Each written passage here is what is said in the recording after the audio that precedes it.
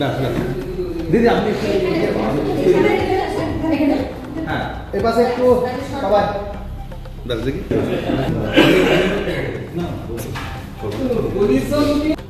এই জেলা থেকে বেলজিয়ামে চলে গেল দুই শিশু কন্যা। মেদিনীপুর সরকারি হোমে থাকা দুই শিশু কন্যার দায়িত্ব নিতে চলেছে বেলজিয়ামের দম্পতি। জানা গিয়েছে মেদিনীপুরের সরকারি হোমে এখনো পর্যন্ত 12 জন এরকমই শিশু রয়েছেন। তাদের মধ্যে আজকে দুই শিশু কন্যা বেলজিয়ামে পাড়ি দিচ্ছে। ভারতীয় বংশোদ্ভূত এই আদিল মাসুদ রাহেলা বানু বেলজিয়ামের ব্রাজিলে বসবাস করে। পেশায় কেমিক্যাল ইন্ডাস্ট্রির কর্মী। বিয়ের 10 বছর অতিক্রান্ত হয়েও কোনো বাচ্চা না হওয়ায় অবশেষে দত্তক নেওয়ার ইচ্ছা প্রকাশ করেন তারা। সেই মতো তারা অনলাইনের মাধ্যমে আবেদন করেছিলেন ভারতের পশ্চিমবঙ্গ রাজ্যের পশ্চিম মেদিনীপুর জেলার বালিকা হোমের সাথে যোগাযোগ করেন। সেই যোগাযোগ মোতাবেক বিদ্যাসাগর হোমের দুই শিশু কন্যাকে দত্তক নিলেন দম্পতি। দুই শিশু কন্যার নাম হলো আসমিতা এবং নিকি, যাদের বয়স 5 বছরের ভেতর। তাদের দত্তক নেওয়ার যাবতীয় কাগজপত্র পূরণ করেন। ইতিমধ্যে এই সমস্ত কাগজপত্র প্রস্তুত হওয়ার পর এদিন জেলা কালেক্টরেটে পুরনো বিল্ডিং এডিএম কেম্পাহেন্নায় তিনি জানান, এই নিয়ে জেলা থেকে বিদেশে পাড়ি দিল 45 জন শিশু। হাত ধরে এই শিশু পেল তাদের মা বাবাকে। আমাদের একটা দুটো বাচ্চা আমাদের বিদ্যাসাগর বালিকা ভবন গভর্নমেন্ট স্পেশাল অ্যাডপশন এজেন্সি থেকে দুটো বাচ্চা going to Belgium under adoption category. Actually আমাদের কাপল আছে প্যাপস আছে, ওরা বেসিক্যালি ফ্রম উত্তরপ্রদেশ, ইন্ডিয়ান কাপল আছে, কিন্তু ওরা ওয়ার্কিং ইন বেলজিয়াম। ঠিক আছে, till now we have adopted 45 children from our home. আমাদের হোম পক্ষ থেকে এখন পর্যন্ত 40 জন বাচ্চারা অ্যাডপশনে চলে গেল। তার মধ্যে 6 জন চলে গেল ইন কান্ট্রি, মানে আউট অফ কান্ট্রি, ইউএসএ, আমাদের বেলজিয়াম, স্পেন, ইটালি। ঠিক আছে, এরকম আমরা অ্যাডপশন এখানে ব্যবস্থা করছি, প্রসেস করছি। এটা কারা একটা সিস্টেম আছে, সেন্ট্রাল অ্যাডপশন রিসোর্স অথরিটি, তারপরে সার একটা সিস্টেম আছে, স্টেট অ্যাডপশন রিসোর্স অথরিটি, তারপরে আমাদের Jisa government special adoption agency. এরকম অনেকগুলো প্রসেস আছে যারা বাচ্চাগুলো আপনারা জানেন অন্য from every corner of the district আমরা বাচ্চাগুলোকে রিসিভ করছি। হু আর ইন দ্য ক্রিটিক্যাল কন্ডিশন, বাবা নেই, মা নেই, এরকম বায়োলজিক্যাল প্যারেন্ট নেই, এরকম ওদেরকে আমরা রেস্কিউ করে এখানে রাখছি হোমে। তারপরে আমরা ক্যারিং পোর্টাল আছে, ওখানে আমরা আপলোড করব। ওখান থেকে all over the world any parent ইচ্ছা থাকলে ওরা টেকিং করে ওরা অ্যাপ্লাই করবে। অ্যাজ পার দেয়ার প্রোটোকল এ বাচ্চা ওদের ট্যাগিং হবে, সিলেকশন হবে। আজকে ফাইনাল অ্যাডপশন আমরা ইয়ারিং করেছিলাম অলরেডি থ্রু ভার্চুয়ালি। এখন আজকে দুটো বাচ্চা আমরা হ্যান্ড ওভার করলাম।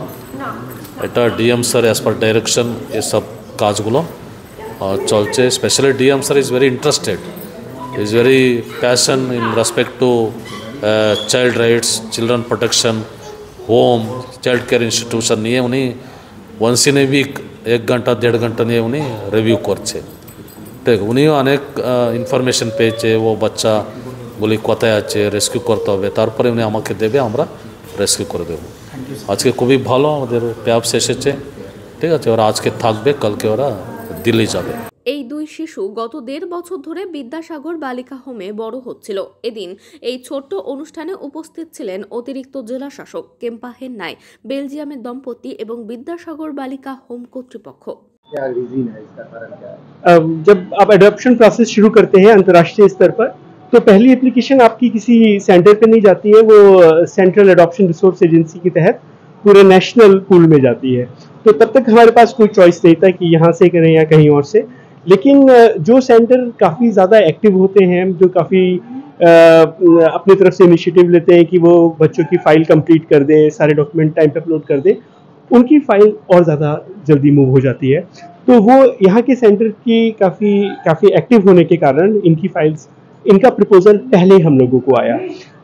तो उस प्रोसेस ये रहता है कि जब आपको प्रपोजल आता है तो फिर आप सेंटर का बैकग्राउंड देखते हैं कि उसने बच्चे की चाइल्ड रिपोर्ट किस तरीके से प्रिपेयर करी है। उससे आपको अंदाज़ा हो जाता है कि वो सेंटर कितना एक्टिव है बच्चों की देखभाल को लेकर के।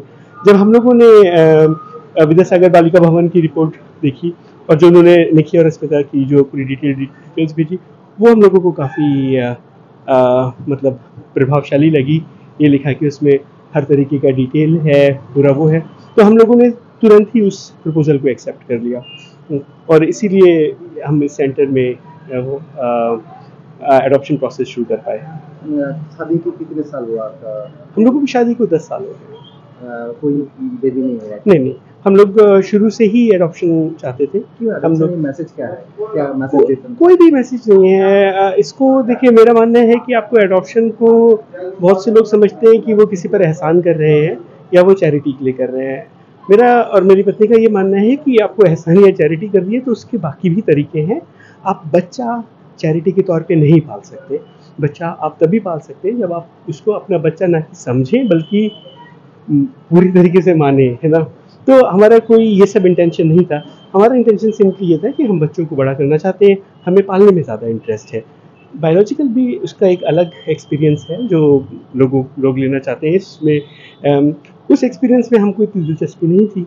हमें पता था कि वो एक्सपीरियंस 9 महीने का होता है और फिर शुरू के 2 साल जो बच्चा नवजात होता है। उसके बाद तो बच्चा तब से लेकर के जब तक अपने कदमों पे खड़ा नहीं हो सकता, असली परवरिश तो वो है और हमारा ध्यान केवल उस परवरिश के ऊपर था। तो अगर हमको बच्चे की परवरिश में ही इंटरेस्ट है तो बजाय एक नए बच्चे को जन्म देके उसकी परवरिश करने के बजाय जो बच्चा मौजूद है क्यों ना उसकी परवरिश करें, उसकी देखभाल करें। उसको क्या बनाना चाहते हो, क्या है? तो ये तो अच्छा सवाल है क्योंकि हम एज अ इंडियन हमारे माँ बाप से भी पहला सवाल यही पूछा था कि क्या बनोगे बड़े होकर के। लेकिन हम लोग चाहते हैं कि जो उनको अच्छा लगे, जो पसंद आए। कल को वो कोई भी फील्ड में जाना चाहते हैं, वो उनका प्रोफेशनल करियर सेकेंडरी है, वो पर्सनली कैसे बनना चाहें ये हम लोग चाहेंगे और उसमें हम उनको एक अच्छा इंसान बनाना चाहेंगे। आप क्या करते हो वहाँ पे? बेल्जियम कहाँ पे रहते हो, क्या करते हो? मैं बेल्जियम में ब्रसेल्स के पास रहता हूँ, जो वहाँ की राजधानी है, और मैं ये सेमीकंडक्टर इंडस्ट्री में जॉब करता हूँ, जो मेनली चिप बनाने की इंडस्ट्री है। आपका वाइफ क्या करती है? मेरी वाइफ भी वहीं ब्रसेल्स के पास ही जॉब करती है।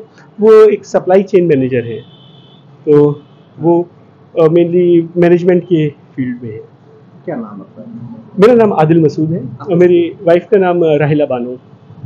दोनों बच्चे थे, दोनों डॉटर जी। डॉटर थी, 2 डॉटर। उसमें हमारी चॉइस नहीं थी। हम लोग चाहते थे कि हम लड़की अडॉप्ट करें, लेकिन भारत का कानून आपको इजाज़त देता है कि जब आप अडॉप्शन कर रहे हैं तो आप चॉइस दें कि आपको मेल चाहिए या फीमेल। लेकिन बेल्जियम का कानून ये अधिकार नहीं देता है। वो समझता है कि ये डिस्क्रिमिनेशन हो रहा है। तो जब हमने फ़ाइल अप्लाई करी, हम लोग चाहते थे कि लड़की हो, लेकिन हम वो चॉइस नहीं दे सकते थे। लेकिन इत्तेफाक से हम लोगों को लड़की मिल गई तो हमें और ज़्यादा खुशी रही। अब आप कहेंगे लड़की क्यों? ये एक अच्छा सवाल है। मतलब कोई अगर लड़की की भी चॉइस करे तो मुझे नहीं लगता कुछ गलत है। लेकिन हम लोगों को ये लगता था कि शायद अगर हम इस पूरे प्रोसेस में जा रहे हैं तो